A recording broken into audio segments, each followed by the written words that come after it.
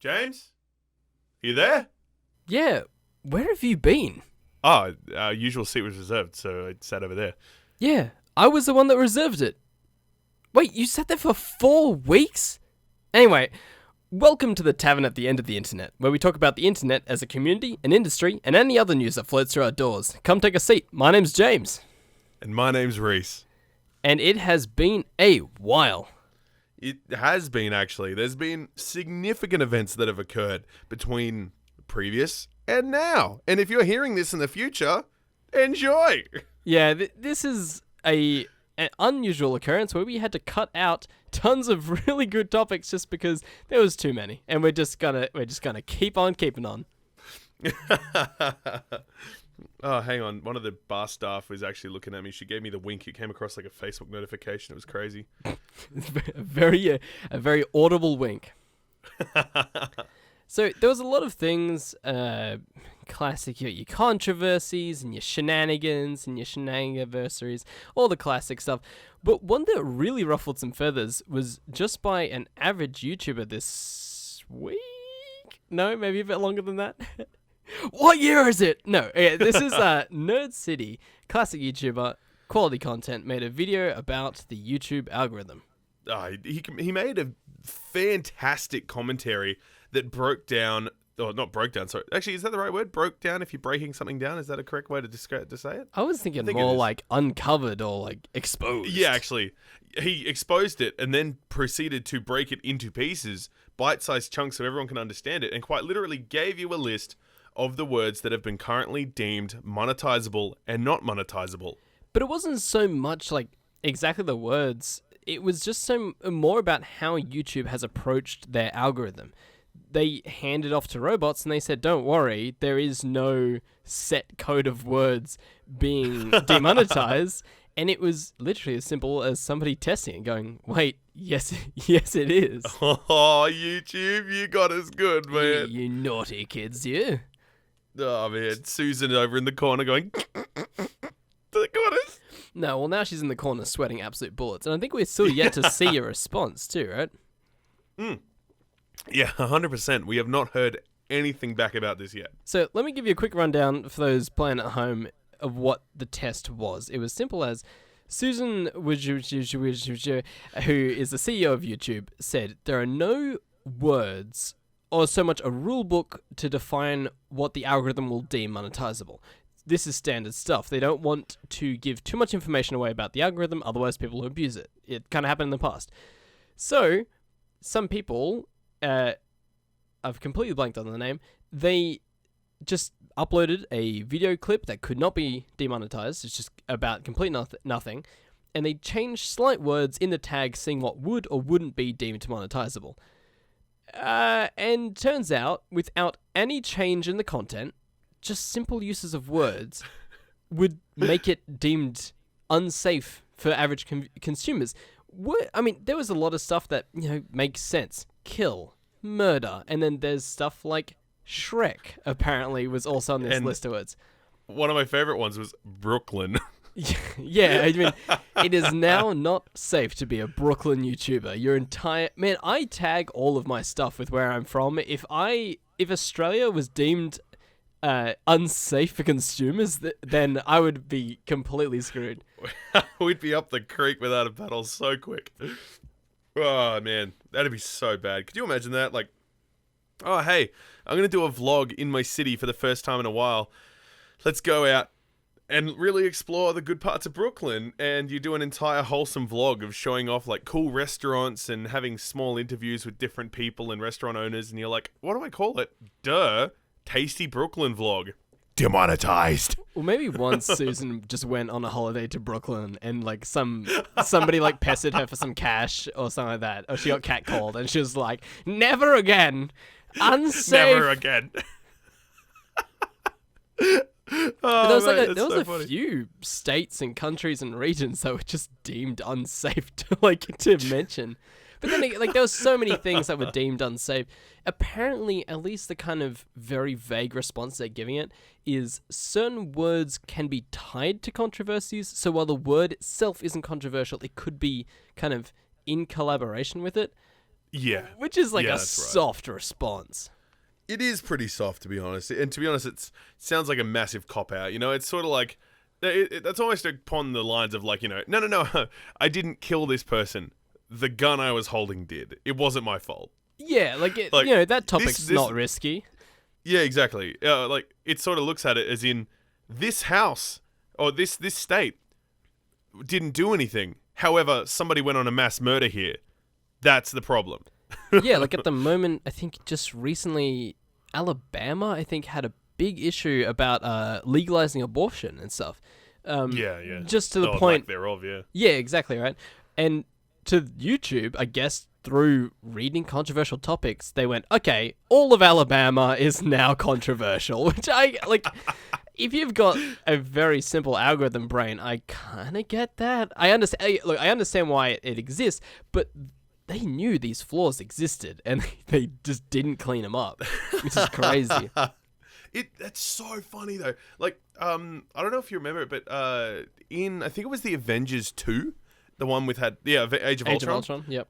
Yeah. When there was they created the AI to look after all the Stark robots. Yeah. This is kind of how I feel the bots in the YouTube algorithm are. They're sort of like, we have been trained to take out anything that looks remotely close to an enemy. You put the word pants in your thing when you were talking about you got shiny new pants. Demonetized.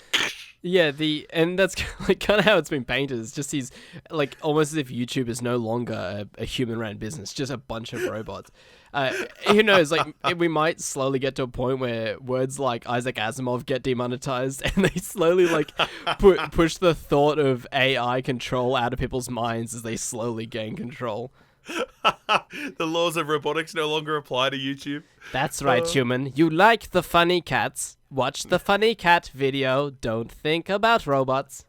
This is some weird tinfoil hat shit right there. Oh no! Our podcast is going to get bloody shadow banned because we've uncovered the secrets. Highlighted the bots. We're going to die. Welcome to the eTav podcast. Our last episode. Yeah. Before the robot assassins take us out as they should have long ago. But this has got to be. Mate. Oh, this has got to be demoralizing. You and I, tiny little creators, tiny little fish in the pond. Can you imagine being a large creator, making tons of content, and seeing one of your go-to keywords is on the demonetized list? Like, that is rough. That is like realizing after 3 years of work, you've been putting the wrong name on your payslip, and it's been going somewhere else. Like, through no real faults of your own, everything is just going wrong, and nobody's ever corrected it. Yeah, nobody thought to bring it up with you and say, "Hey, look, we know that you've kind of been homeless, even though you've been working here for a while. Kind of wanted to bring up, you've been getting paid, right?" Nah. No, I mean, yeah. At this point, I don't even think this is down to YouTube. People love to quote the old YouTube motto. What was it? For creators? No, Broadcast yourself. Broadcast yourself. That's the one. Yeah. It used to be all about that, and now it is just Google. They're more about like battening down the hatches, playing it safe, letting the robots look after the kids, and just making sure that sponsor money keeps flooding through. Yeah, that's right. Oh, you know what's really funny? So I was actually, I remember the night I stayed at my friend's house that we went to use YouTube, and it finally turned into Google Tube. And we called it Google Tube from then on, because at the time you couldn't even change up at a point in the video without it completely reloading the entire video. It was super scuffed for so long. It took them forever to get it right again. And the biggest problem with all that was we didn't want to use the website anymore because it had changed into Google Tube. We were so ready to just turn off and be like, "Nah, not interested in you, Google Tube. Put it away. Thank you very much." And it's interesting to see how after they after they changed some things again to make it better, the website just seemed to run a hell of a lot better on the what's it called when it's the user interface. The user interface and just the actual use of the website was so much more streamlined when Google got it. Oh, what does it matter how streamlined the interface is? That's right. What are you going to do? Go to a competitor? Likely story. Oh man, wouldn't I love to go to VidMe? Oh wait, hang on. What about LiveLeak? Oh wait, they don't monetize. Yeah, cool. No worries. Google Tube for the win. Yep. I like to praise our new alien overlords. At robot overlords. Get with the times. Sorry, robot overlords. My apologies. Sorry, aliens were like 1980s. 1990s. Robots. Isaac Asimov. Help me. It's so funny. Like, I think looking back over our previous 12 or so episodes, how often it simply comes down to, wow, we really put up with some shit. Like, there's nothing else that can be done. This one, especially this one, Nerdseed did this great job uncovering this huge thing, throwing it into the public eye, brilliantly made content. It went viral, but the advertisers don't care. The advertisers are just hearing, oh, my ads are going to be nowhere near anything remotely controversial. Excellent. It's like an ad. Excellent. It's like an ad for YouTube advertising. It is, and you don't get me wrong. The creators are annoyed, and they're going to kick up a fuss. But YouTube is going to be very slow and slowly, deliberately push out a response. Unlike the apocalypse, the advertisers get mad. Oh no, you know. But yeah, exactly. You know, man the cannons. Let's get ready to fix some stuff before we lose our money. If the creators are worried, who cares? People getting burnt out, who cares? People losing money, who cares? It's interesting, isn't it? There's like the only way to like well and truly stop, or at least to do anything, is to have nobody use their website and have all creators stop creating. And Which that's is not literally going to impossible. happen. It's like, especially when you impossible. consider a large portion of their audience is absolute children. Literal, and not even an insult. Literal infants are using YouTube. It doesn't matter what kind of political protest you throw up. They're just going to be like, Whatever. We still have our kids. Kids watch. But yeah, so it's like the way to stop it is impossible. So until there's more of a fuss made and somehow it gets turned back on them, which it probably won't again, there's a good chance we're not going to see any difference. But I don't know how long it's been since we made an episode, but did we talk about the controversial video ad revenue kind of situation they're talking about? Which one's this? So this is only, I think they're still just kind of working on it. I don't think it's been rolled out yet, but the basic idea is certain advertisers can pick to have their videos played on less advertiser-friendly videos. So stuff that isn't, don't get me wrong, this isn't going to be like an ISIS beheading sponsored by Mazda. No, it's going to be just stuff with a few more swear words and, more lewd topics and stuff, but you will get your ads on there. But the ad revenue will be less, but it doesn't mean the complete destruction of these channels. The death of the golden era that we had with the apocalypse.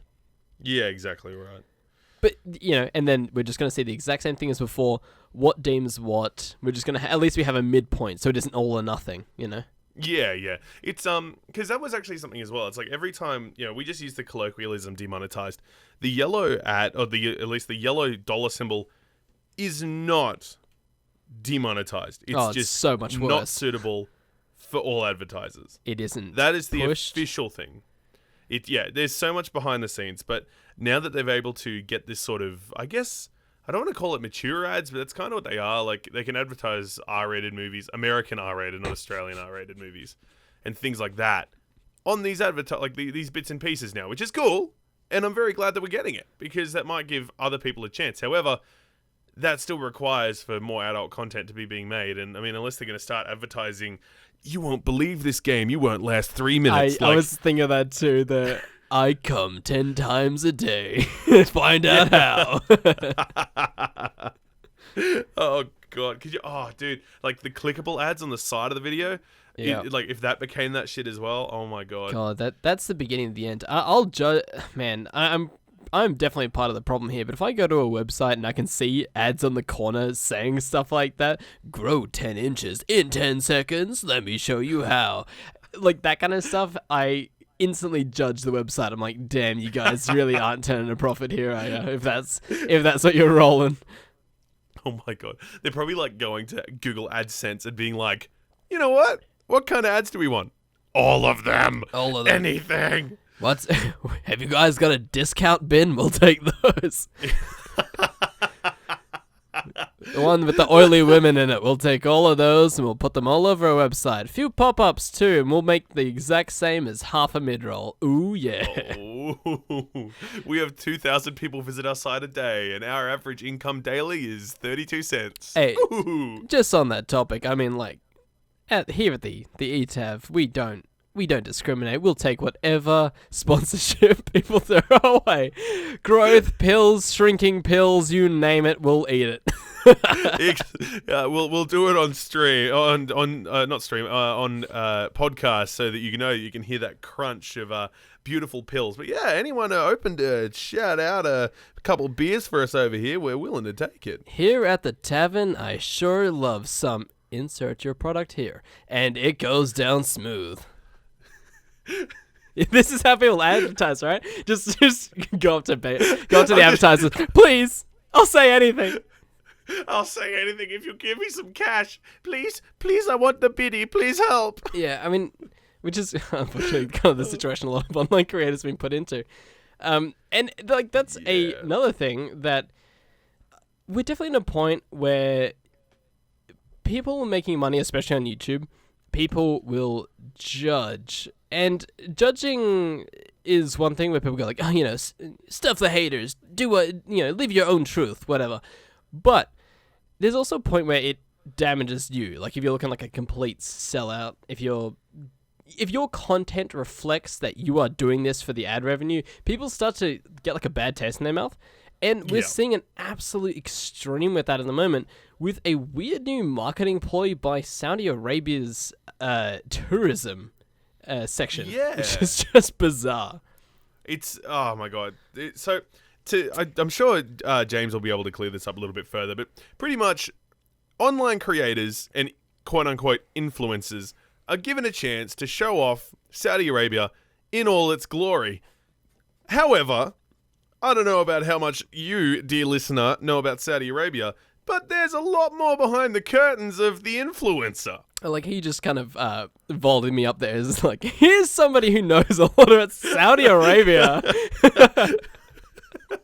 I got no clue. Okay, yeah, we're professionally unprofessional here. We've got the gist. I think. Okay, here's one. You're not allowed to be gay. There's one. Okay, so this is. Oh man, there's so much to unpack here, but the fundamental of this story is that Saudi Arabia is paying influencers, your classic Instagram and Twitter kind of people, to come across, take a bunch of photos, and we're talking strict photos down. Down to the point where they will have an itinerary of you can go here, take these photos, carry on. Now, I don't know, I haven't seen any numbers. I'm sure that's intentional, but they get back, post all these pictures. Had a wonderful time in Saudi Arabia. I saw one was like, I always loved the movie Aladdin. Now I'm there. It's like, great. Okay. Okay, cool. Yeah, cool. But the average response from the public is not only bad, it's like hostile. People are saying, no, seriously, look at the current political situation over there, where they are so anti a lot of the things that these influencers have deemed pro. Like it's not a very progressive country. That's not a roast. That's just the case. Yeah, that's just the facts, unfortunately. Only recently, women couldn't even travel without a specific set of clothes covering them. And then these... Yeah, that's exactly right. Then these same Instagram models that are saying stuff like, oh, never be ashamed, live your life, raw, be defiant. And then it's like, oh, okay, well, this country doesn't really support your ideologies here, but, if they're paying you, that's where the money's at. I don't want to hate anyone here. Like, we just offered to eat pills. If you're from Saudi Arabia, eat pills. Sorry, you go. I was just gonna say, look, if it's your hustle to do this, you absolutely do it. But if you've got a bunch of government officials pointing directions, here, take photo by the lovely fountain, yeah, and you're like, okay, maybe don't sign contracts. Like, I don't know. I mean, if it says that, it's got the big S with the line through it, I think that's what makes people get a bit soft and mushy. Actually, men get like diamonds and women get soft and mushy. Actually, no, everyone gets soft and mushy for money. That was sexist. I was like, where are you going? And it just went. I was so trying off to make rails. something be like, I'm thinking of guys be like, "Ugh," erections, and girls be like, yay, money. But in reality, everyone's just like, yay, money. Oh yeah, man. I'd do some horrible things for some diamonds. I'd go to Saudi Arabia for that kind of money. Go to Saudi Arabia for the marshmallow. Mate. I just laughed into my beer bottle. My God, buddy. Here we are producing public content with inside humor. Professionalism. You guys, oh wow, what a professional talk. Sorry, Saudi Arabia. So a funny thing about Saudi Arabia that I've thought of, and this is just interesting about how rampant their law enforcement is. There is very what's the term for physical punishments? Capital punishment. There is a lot of capital punishment in Saudi Arabia. Beatings, floggings, all that sort of stuff is very common. And at least that's from what I've most recently heard. I could be incorrect. Once again, professionally unprofessional. Oh, dude, it goes worse than that. There were people, 72, 74 people that were killed only recently due to quote-unquote like expected terrorism or, affiliated with terrorism. That was just, everyone was aware, oh, that's the government silencing people or getting rid of people that they don't want. This is a current thing. It's kind of hard to relate when you're living in a really privileged Western society. But yeah, over there are people getting killed because their religious views or ideologies don't line up with the government. And then these people are going across and be like, what beautiful sand. It's like, no. No. I love this sand dune and going dune bashing on my 4x4. And then it's just like, oh, did you hear that? Brum, brum. Poof, poof. That was just it backfiring, I swear. Nobody just died. Yeah, so, please sign the check so I can leave. I don't know. Man. You'd probably be, like, especially some of, like, I think about it, like, they're still very backwards about a lot of things involving women. And I sort of think about, like, a lot of the female, inspirations, what do you call them? Influences. A lot Inspirational of the female influences. that go over there. I sort of think like they would probably be like forcibly escorted from place to place. Like I can't imagine them going over there and getting something real easy out of it. No, they're not that progressive. They've improved a little bit now. Only in very recent years now women can travel without the kind of insane restrictions as before. Now that's the law. That doesn't mean that the kind of overall situation definitely not progressive by any regard. It's kind of hard to talk about this conversation without it's not a progressive leaning into either side. Yeah, it's because no one here is distinctly wrong. Now, this country isn't as progressive as the West. We can't expect all countries to just suddenly go, become little versions of America like Australia has. But on that same note, when you send Western influences over there, it's obviously to bring Western people across. Yeah, even if it is just for their money, it kind of begs the question: like, is it that easy? Can you do that? Will it work? Maybe. I guess we'll have to wait and see if tourism in Saudi Arabia jumps up due to a few $1,000 worth of influencer money. But who knows? That would be ridiculous. Could you imagine that? Like the next Instagram boom is influencers and Saudi Arabia becomes the next global superpower. I don't think they've done this very subtly. I mean, coherently.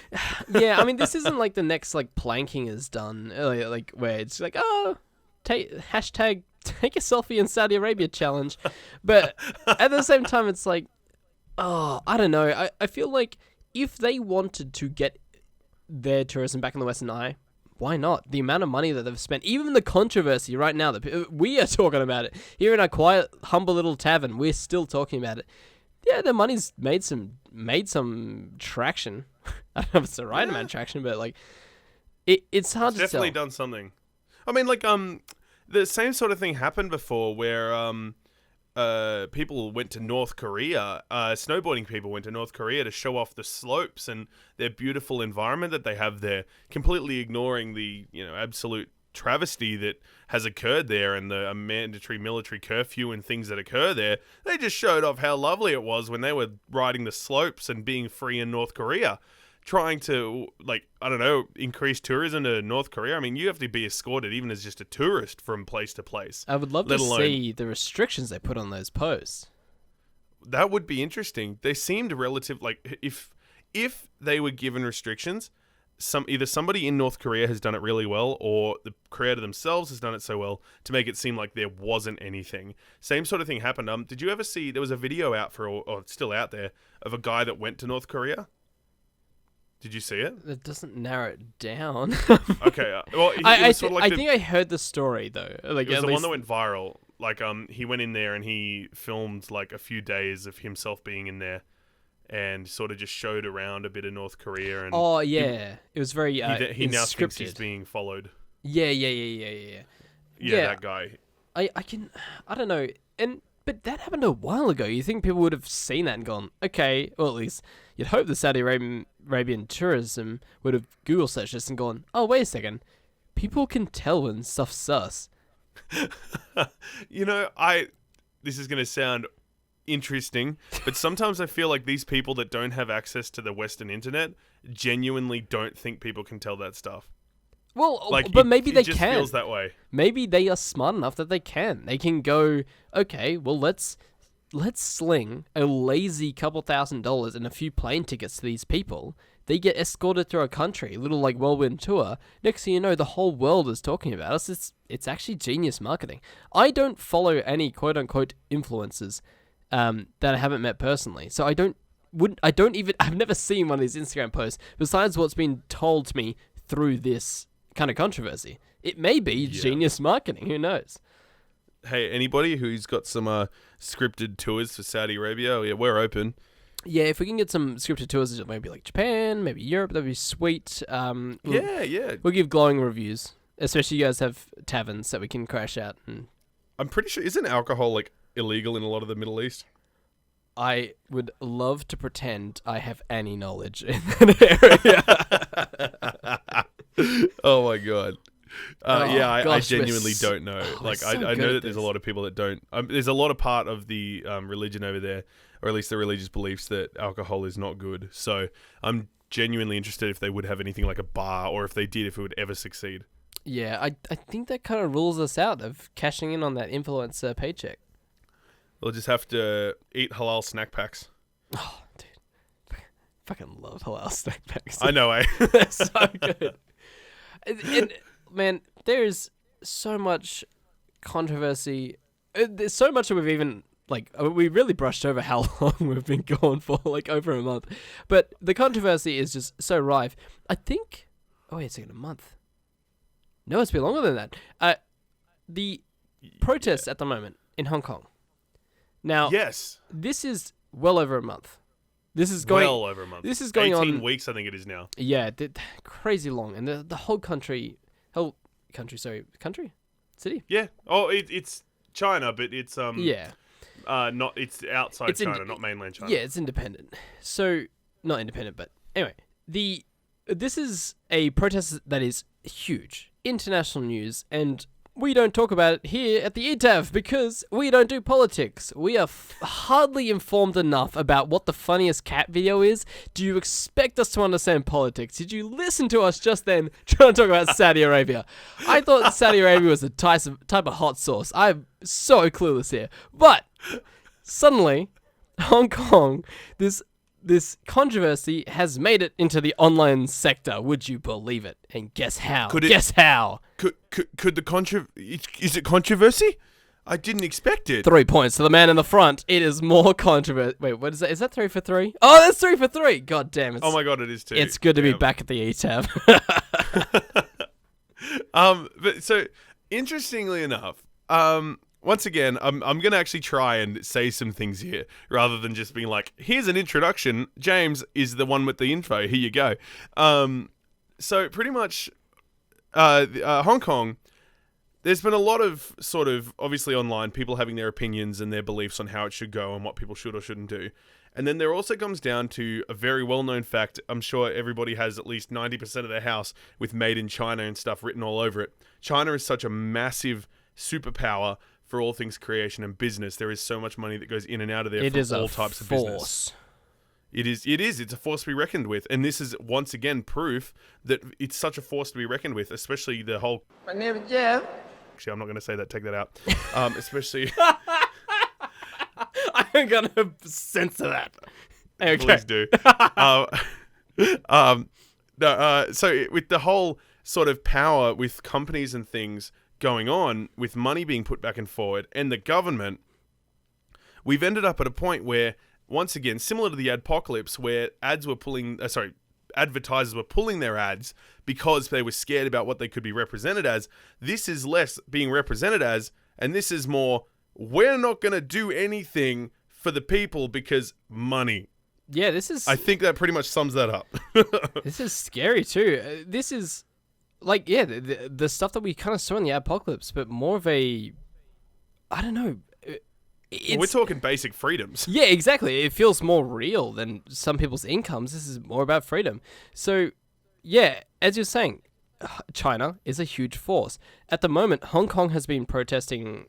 They've got a pro-democracy protest that's been going on for a long time now, as they are trying to resist China's influence.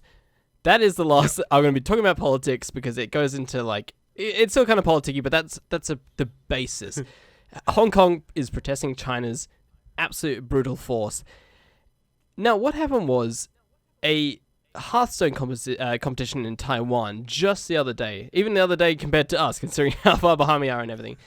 A player by the name Chung En-wei, whose tag is Blitzchung, he was interviewed post-game at one of these Hearthstone competitions, and he came on with a gas mask, which is referencing the anti-mask laws and the protests, yeah, small politics, but he said, "Liberate Hong Kong, revolution of our time." Now, this is some standard stuff. If you've got a camera in front of you and you've got a voice, speak what you want to say. That this is kind of freedom of speech. There's kind of fundamentals to get it, right? Yeah. Now, the crazy thing is everything after.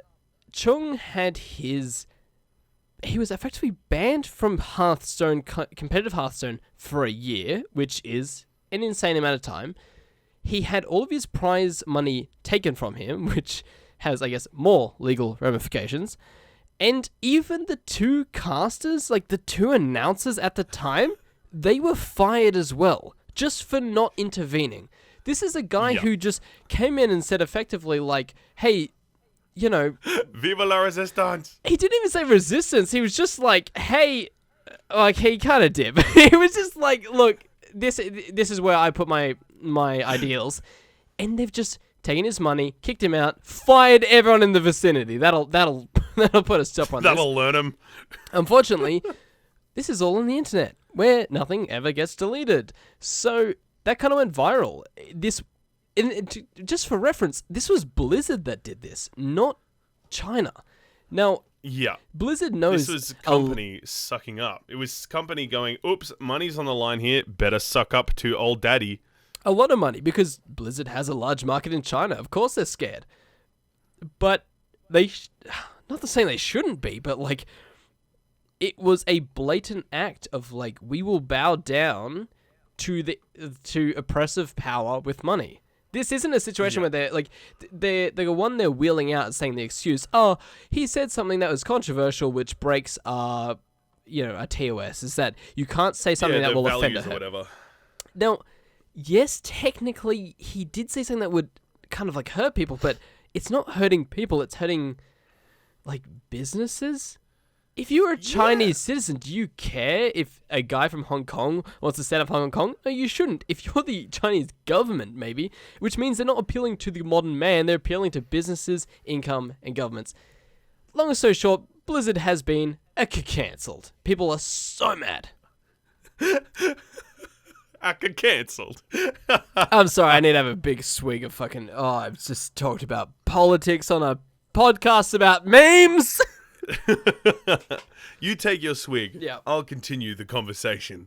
So, on top of all this stuff, so we've ended up at this point where we've had everybody in that vicinity fired, and Blizzard had that, the real chuffed look on their face, the chip on their shoulder. They thought, I have done such a good job. Problem solved. Exactly right.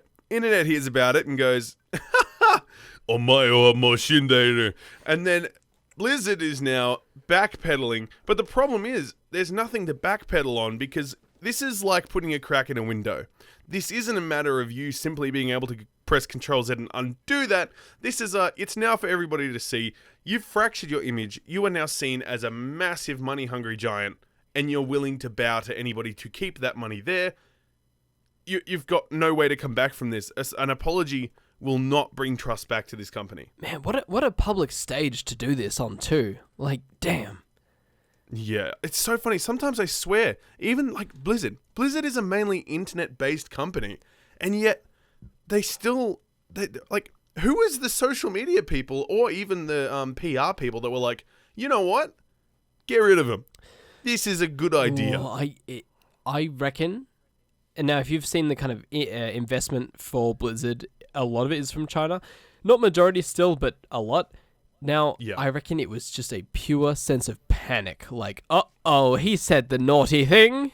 Time to make cogs turn. And like that was just the thought process. There wasn't even so much like this is the best way. It was like we need to act to show action has been taken. Like that's why the casters got fired, is because the action wasn't taken. Well, that's almost akin to... Actually, it's very similar. The situation, granted not on the same scale, like, not oppressing millions of people's freedoms, but we're talking a Twitch streamer has somebody in their chat drop a hard N-bomb, and they don't acknowledge, or they don't say it's bad, they don't, completely excommunicate this person. Twitch will straight up ban your ass for doing that shit. Yeah. Because you didn't immediately say no and that's bad. If you just ignore it, you're as bad as the person who said it. That's almost akin to the person jumping on saying "Viva la China" and then Hong Kong. Sorry, Hong Kong. It's my bad. But jumping on this person's I don't know if it was a stream or if it was a TV show or whatever it was. But jumping on this when he said this. Yeah, was it an interview or a stream? It was the streaming of the finals, not finals, a competitive Hearthstone match. So it would have been streamed all around the world. So it was live. Yeah, but not cool. Or maybe TV overseas. Who knows? In Australia, our average citizen does not much care for the clickety-clackety video games. No. But yeah, so it's still on stream, jumps on, says this thing, hosts ignore it, and go among the day, and then they get cancelled too. So it's like a streamer on Twitch having somebody say racist shit in the chat, streamer not immediately excommunicating them, banning them, and telling everybody how much of a bad boy they are, and then streamer gets banned for people's actions. Like, this is something that's happened with Twitch, and that's such a small scale. But then if you just crank that percent to infinity, you've ended up with this point where it's company fires effectively other people because someone said something and other employees just were like, let's ignore that. Yeah, it's crazy. Like this, that's such a new topic in itself as well. Just to think that, does that mean? Now, this isn't Twitch. This is Blizzard that fired the people specifically. But at what point do you owe fealty to your employer to the point where not only do you have to stand up for them, that makes sense, but if somebody else speaks out against a supporter of the company, you have to go at them as well. Like, what were these guys supposed to do? Like, if they'd attacked the guy, can you imagine the anti-China people that would have jumped down his throat? It would have been horrible. Like, these guys were put in such a lose-lose situation. They were, eh? Like, that's such a rock and a hard place. You can't say anything bad about China or Hong Kong because then all of a sudden you look like you're a hater and you're a supporter of the bad things. But you can't agree with the dude or else you get cancelled harder. Yeah, and I don't expect... I can't even think of a correct response for these guys. And I don't blame Chung either for doing this. I think that was super brave and awesome of him to go, cool, I've got a stage and I've got a thought. It's caught this one, world. I think it's wild. But he didn't do this to them. Like, these poor... I don't know why I'm sympathizing so much with these casters. They got stitched. Everyone knows they got stitched. Chung, man, taking his prize money away, that's rough. I like that. Yeah, that's pretty bad. Think of how many tinnies they could have bought. I'm really sad about that because I'm sitting here looking at Ted and I've just been kissing this bloke for the last half hour. It's making this podcast very difficult. It is, considering Ted is a very long neck. Oh, sorry. Oh my God, we've hardly even talked about the memes. Okay, finally we got a meme. Thank God. We're back. All right, we're back. So, internet has the attention span of a cocker spaniel. Things come and go. We got that. Now, Hong Kong protesting against China. Yep, that's been in the international news for a long time. Now, where do they diverge? Why are we talking about this? Besides the fact that it's esports, we always love a bit of esports. It is because of Overwatch. Overwatch, everyone's favorite corpse. Anyway, Overwatch has a character called Mei from China, and people have decided, I don't know where this idea came from, but it's genius. They simply decided Mei is now a symbol of protest for pro-Hong Kong, anti-China, and that's it. Now, if you search that character, if you even search bloody Overwatch at the moment, even if you search Blizzard, Mei appears wearing anti-Chinese regalia, wearing pro-Hong Kong rioting or like protesting stuff. Face masks, flags, that kind of stuff. It is such a simple idea, but not only have you kind of... The real finesse to it is now that Blizzard was so scared of China that they panicked, extradited all these people, get them out of here, they said naughty things. And now, if you search for Blizzard, you get nothing but anti-Chinese memes, and that is just perfect internet right there. Like, we're talking a purest form of the Streisand effect on a international and government scale. Like, this is the most classic and most powerfully ironic moment I've seen in internet history for such a while. There's the typical idea, I think you said it, the Streisand effect, where it's like, you know, if you want it gone, it will be massive. If you want it gone off the internet, it will be gigantic and it will hang around forever. Now, let's say, a little thought experiment here, Reese. You are Blizzard's CEO. You're watching the stream. He says, fuck China, eat a bag of dicks. What do you do? And now, being fully aware of the Streisand effect, what do you do to appeal without kicking the bee's nest even harder? Am I allowed to shoot myself? No, not. You're not. You have to do something more. No, that's the worst.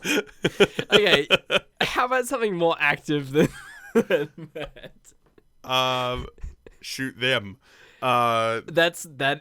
Man, they tried that at a previous protest, and that didn't go down so well. That's another one etched in the history books. Try again. Okay, you could probably... I know. We could go to Tiananmen Square and make a paper mache tank and break it. Pure form of protest. I'm saying you're Blizzard.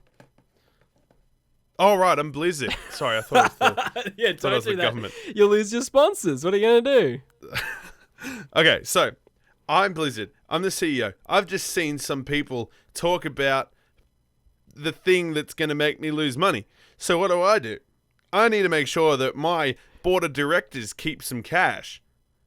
I'm pretty sure that, I'm going to make sure they never get hired again. They're fired. But the board of directors... No, the people who made the statements. Okay, so what, an esports athlete, you fire him? You mean you ban him? I'm firing... I don't know about banning. I feel like he just needs to not be able to be presented for a while, purely just to keep himself under wraps. If he finds that it's appropriate to be talking about things like that. I guess this is super... I'm are you doing saying, this are as you if saying I'm... a shadow ban?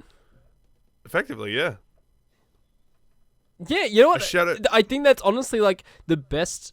thing that Blizzard should have done is wait until the hype disappeared and then just kind of push Chung away.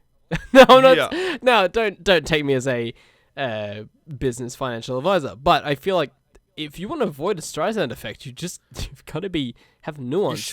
You shadow, yeah.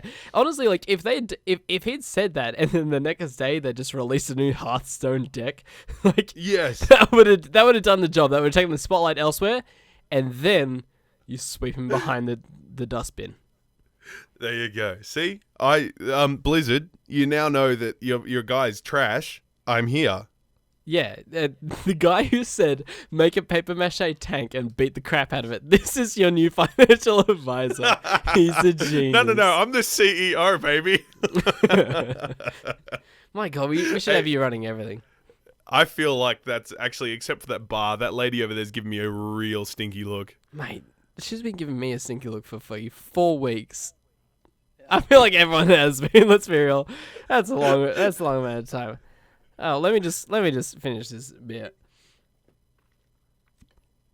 Oh, that tastes absolutely terrible. That's alright. It looks like happy hour's just finished up anyway. This has been Tavern at the End of the Internet. We'd love to catch you back here next week, so be sure to follow us and subscribe wherever you get your podcasts. And if you're on iTunes or Stitcher, we'd love it if you could leave a review. Reese, where can we find you?